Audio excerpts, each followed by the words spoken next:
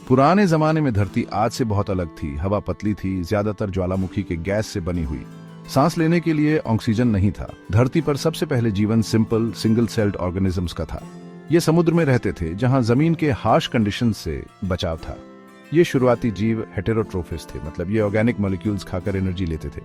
ये molecules billions of years ago के primordial soup में कम थे। जैसे जैसे जीवन बढ़ने लगा, ऑर्गेनिक मॉलिक्यूल्स कम होने लगे और रिसोर्सेज के लिए कंपटीशन शुरू हो गया।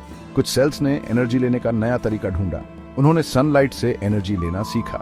फोटोसिंथेसिस नाम के इस प्रोसेस ने धरती पर जीवन बदल दिया। पहले फोटोसिंथेटिक ऑर्गेनिजम्स सिंपल बैक्टीरिया थे। वो सनलाइट से कार्बन डाइऑक्साइड और पानी को एनर्जी रिच शुगर्स में बदलते थे। इस प्रोसेस से ऑक्सीजन बाई प्रोडक्ट के रूप में निकलता था। शुरू में फोटोसिंथेटिक ऑर्गेनिजम्स से निकला ऑक्सीजन समुद्र के आयरन और दूसरे मिनरल्स के साथ रिएक्ट करता था, जिससे आयरन ओर के बड़े डिपॉजिट्स बनते थे, जो ऑक्सीजन प्रोडक्शन के शुरुआती स्टेजेस का सबूत है।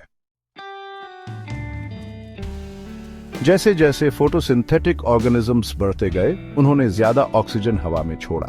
इसका प्लैनेट पर गहरा असर पड़ा। उस समय के ज्यादातर एनाएरोबिक लाइफ फॉर्म्स के लिए ऑक्सीजन जहरीला था।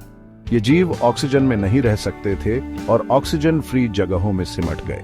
हवा में ऑक्सीजन के बढ़ने से एरोबिक रेस्पिरेशन का रास्ता खुला। इस प्रोसेस से जीव ऑक्सीजन की मदद से शुगर्स तोड़कर एनर्जी ले सकते थे। एरोबिक रेस्पिरेशन एनाएरोबिक रेस्पिरेशन से ज्यादा एफिशिएंट था, जिससे एरोबिक ऑर्गेनिजम्स को फायदा हुआ। हवा में ऑक्सीजन बढ़ने से ओजोन लेयर भी बना।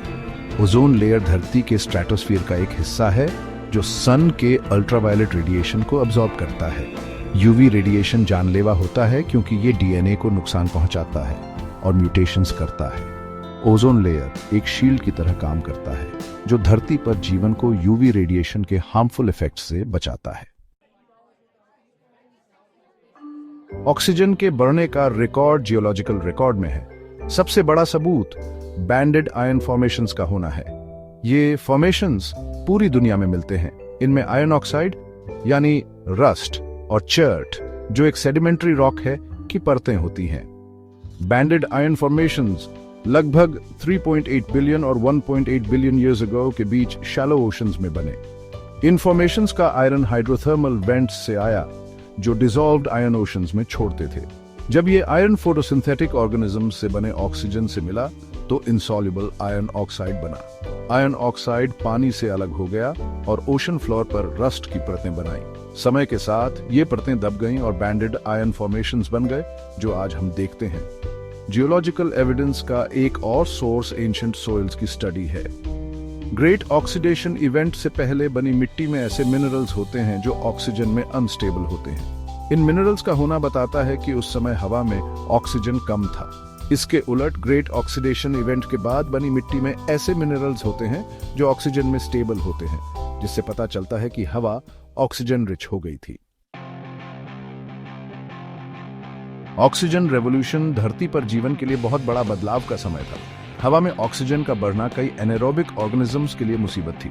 वो ऑक्सीजन रिच एनवायरनमेंट में नहीं रह पाए और मर गए। ऑक्सीजन कैटास्ट्रोफी नाम का ये इवेंट धरती के इतिहास का सबसे बड़ा एक्सटिंक्शन इवेंट्स में से एक माना जाता है।